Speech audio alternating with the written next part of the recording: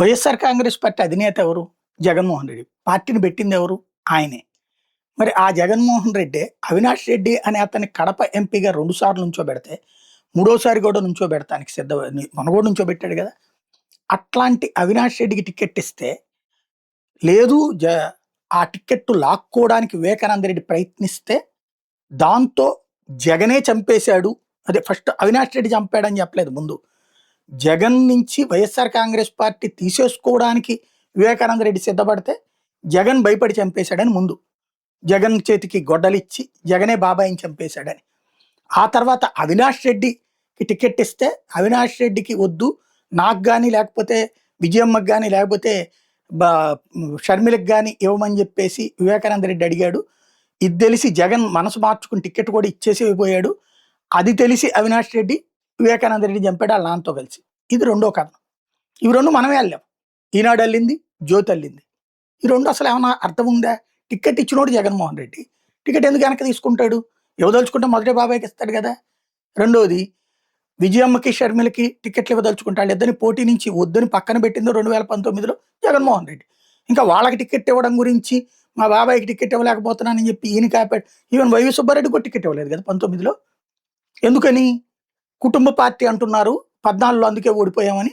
ఆ ట్రిప్ ఒక్క జగనే పోటీ చేశాడు. 14లో అయితే విజయమ్మ పోటీ చేసి వైవి సుబ్బారెడ్డి పోటీ చేశాడు, అందరూ చేశారు కదా. 19లో వద్దు అనుకున్నాడు.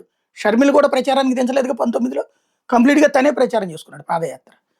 అక్కడే కనబడుతుంది కదా, అతను కుటుంబాన్ని పక్కన పెట్టి ముందుకు వెళ్ళాలనుకున్నాడు.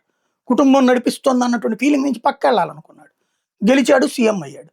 కానీ అతని మీద విష ప్రచారం చేయడం, ఎట్లయితే ఎన్టీ రామారావు గనక తెలుగుదేశం నుంచి సస్పెండ్ చేసి ఆయన సమాజానికి పనికిరాడు, ఇట్లాంటి వాడు దుర్మార్గుడు అని ఎట్లయితే ప్రొజెక్ట్ చేశారు, ఆ తర్వాత ఆయన లేకపోతే పార్టీ మనుగడ సాధ్యం కాదనుకున్నప్పుడు ఆయన దేవుడు అని ఎలా అయితే రాశారో మళ్ళీ రాస్తున్నారు.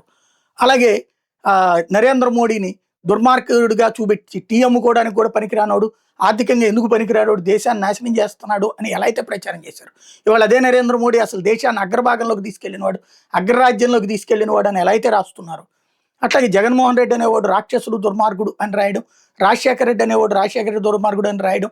ఆ తర్వాత మళ్ళీ వాళ్ళకైతే వ్యతిరేక మళ్ళీ అనుకూలత రాయలేదు అనుకోండి, కలవలేదు కాబట్టి తెలుగుదేశంతో కలిస్తే రాస్తారు. పవన్ కళ్యాణ్ ఆ మధ్యన అమ్మాయిల గురించి రాసుకొచ్చారు, అతని క్యారెక్టర్ గురించి రాసుకొచ్చారు, అవగాహన లేనివాడు అని రాసుకొచ్చారు. అదే ఇప్పుడు కలిసిన తర్వాత పవన్ కళ్యాణ్ పెద్ద దార్శనికుడు అని రాస్తున్నారు. వాళ్ళు తిమ్మిని బమ్మిని చేయగలరు, బమ్మిని తిమ్మిని చేయగలరు. ఇప్పుడు ఏంటయ్యా అంటే వీళ్ళు ఒక కథ వెళ్ళారు. వివేకానంద రెడ్డి కేసు అది విఫలమైంది.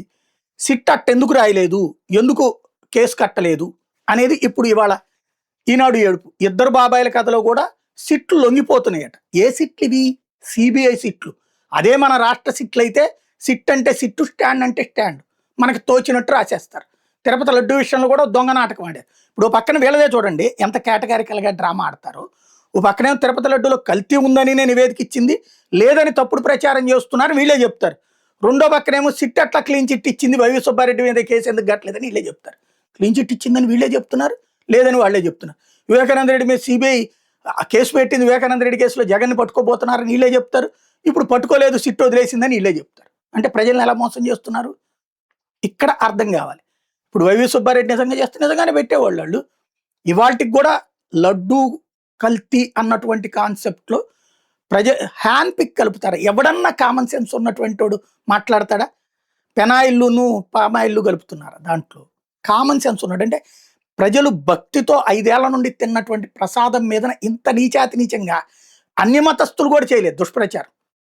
ఇస్లామిక్ రాజ్యాలు కూడా చేయలేదు. ఆ రోజుల్లో భారతదేశం మీద దండయాత్రలు చేసిన దుర్మార్గులు కూడా చేయలేదు అంత దుర్మార్గ ప్రచారం. ఇవాళ చేస్తున్నారు. సుప్రీంకోర్టే మందలించిన తర్వాత కూడా చేస్తా.